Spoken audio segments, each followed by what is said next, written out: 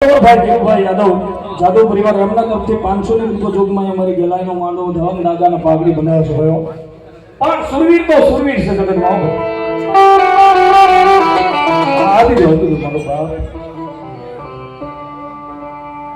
ભરતભાઈ ગોવિંદભાઈ જાદવ પરિવાર એ પણ 500 ની રૂપિયાથી ભગવતી ગેલાઈનો માંડવો ધન દાદાના પાઘડી બનાવ્યો છે